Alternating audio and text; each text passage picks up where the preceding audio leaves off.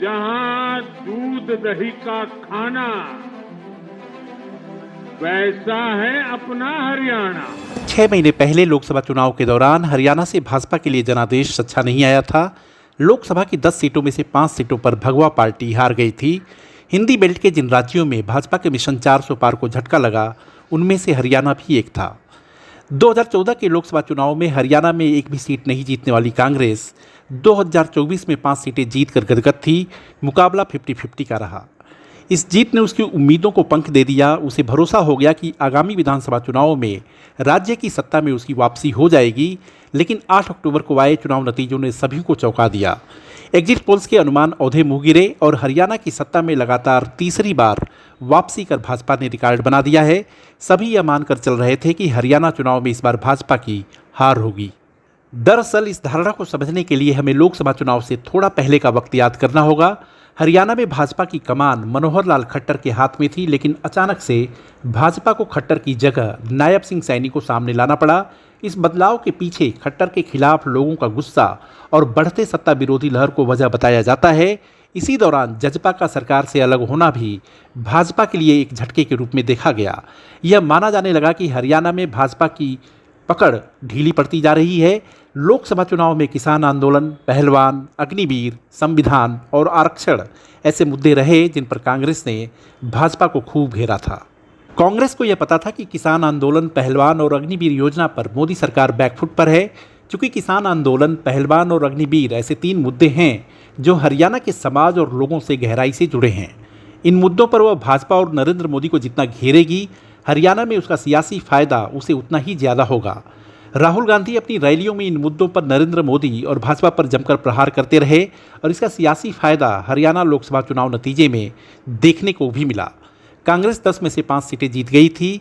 इस जीत के बाद कांग्रेस ने यह नैरेटिव सेट किया कि हरियाणा की जनता ने भाजपा को खारिज कर दिया है। इस जीत के बाद कांग्रेस को लगने लगा कि इस बार सत्ता में उसकी वापसी हो जाएगी। कांग्रेस मानकर चलने लगी कि उसे बस प्रत्याशी खड़े करने हैं, बाकी का काम जनता कर देगी। मतदान के दिन जनता ने अपना काम किया, लेकिन वह उसके लिए उल्टा हो गया।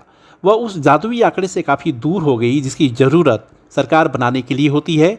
विधानसभा की 90 सीटों में से वह केवल 37 सीटें ही जीत पाई, जबकि भाजपा बहुमत से 2 सीटें ज़्यादा यानी 48 सीटें जीतने में कामयाब हो गई।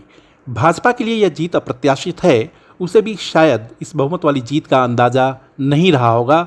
हरियाणा में मिली यह जीत उसके लिए बहुत बड़ी है। यह एक टॉनिक और बूस्टर डोज की तरह है जिसे वो लोकसभा चुनाव के बाद ढूंढ रही थी। इस जीत ने प्रधानमंत्री नरेंद्र मोदी और पूरी भाजपा को एक नई ऊर्जा, जोश और आत्मविश्वास से लबरेज कर दिया है। नतीजे आने के बाद पीएम मोदी जब दिल्ली में बीजेपी मुख्यालय पहुंचे तो उनके चेहरे का तेज और उनकी चाल यह बताने के लिए काफ़ी था कि उनका फॉर्म वापस आ गया है। हरियाणा में परचम लहराने के बाद भाजपा अपनी जीत का मोमेंटम फिर पा गई है। अब कांग्रेस समेत विपक्ष के सामने कई चुनौतियां आ गई हैं। आगे महाराष्ट्र, झारखंड और फिर दिल्ली में चुनाव है। जाहिर है कि इस जीत के बाद भाजपा एक नए जोश और नई रणनीति के साथ चुनाव में जाएगी। महाराष्ट्र और भाजपा में तो चुनाव की केवल डुगडुगी बचनी बाकी है। सवाल है कि हरियाणा में पिट चुके मुद्दों को क्या विपक्ष महाराष्ट्र और झारखंड में भी आजमाएगा। राहुल गांधी जो कि दावा कर रहे थे कि लोकसभा चुनाव में उन्होंने मोदी का आत्मविश्वास हिला और डिगा दिया है, अब वे क्या कहेंगे। लोकसभा चुनाव में महज 99 सीट जीत कर इतराने और बड़े बोल बोलने वाली कांग्रेस के सामने तो अब अपने गठबंधन के साथियों को एकजुट रखने की भी चुनौती है। हरियाणा तो कांग्रेस के हाथ से निकला ही है। जम्मू कश्मीर में भी उसे हार का सामना ही करना पड़ा है। यहाँ नेशनल कॉन्फ्रेंस ने उसे शर्मसार होने से बचा लिया। जम्मू में कांग्रेस बुरी तरह फ्लॉप हुई, उसे महज 1 सीट मिली, तो कश्मीर में एनसी की बदौलत वह 5 सीटें ही जीत पाई।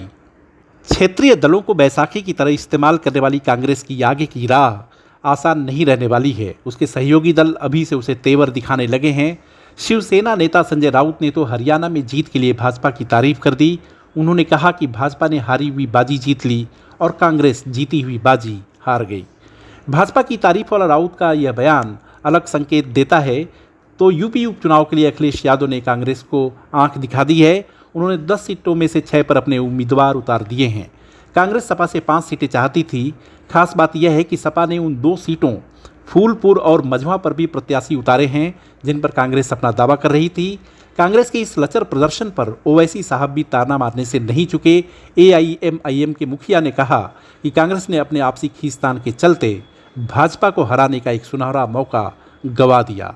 हरियाणा में कांग्रेस की हार और भाजपा की जीत का सबसे बड़ा संदेश तो यही है कि चुनाव में मोदी फैक्टर कमजोर नहीं हुआ है, वह आज भी एक बड़ा फैक्टर है। दूसरा, जहां भी भाजपा और कांग्रेस के बीच सीधी टक्कर है, वहां भगवा पार्टी भारी पड़ेगी।